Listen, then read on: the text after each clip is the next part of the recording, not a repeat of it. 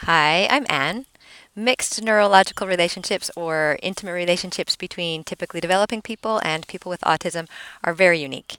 And the the communication in these relationships is very different than the communication in relationships between two typically developing people, um, or I would assume two people with autism, although I don't know, because the way that a typically developing person communicates is so different than the way a person with autism communicates. And they're, to be honest, because these brains are so different and these communication styles are so different, that these relationships have a lot of friction. And since there's also scant acknowledgement that these relationships even exist, and since recognizing high functioning autism in adults is difficult, and there are many adults with high functioning autism who haven't been diagnosed and don't know that they should even go look for a diagnosis because they've been living with autism their entire lives, and there isn't any understanding necessarily that there's anything that may be different about them than other people. And these partnerships go on with this incredible communication incompatibility without professionals recognizing what's going on or is happening.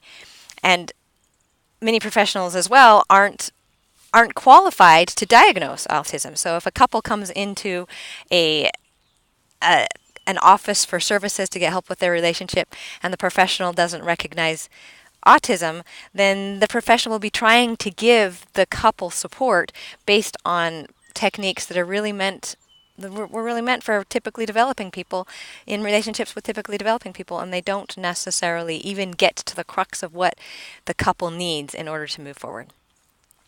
And with that, something that I feel is very important to say is that the autism awareness movement has done so much for bringing out services for people with autism, but not necessarily services for people with autism in intimate relationships.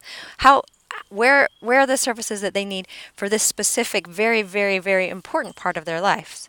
And likewise, a typically developing person in an intimate relationship with someone with autism needs support too.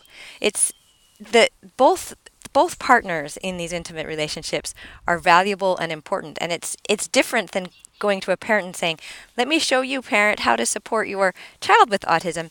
It doesn't really work to go to a typically developing partner and say, "Hey, let me show you how to support your partner with autism," because intimate relationships are different. They're equal, and support services really need to be there for typically developing partners.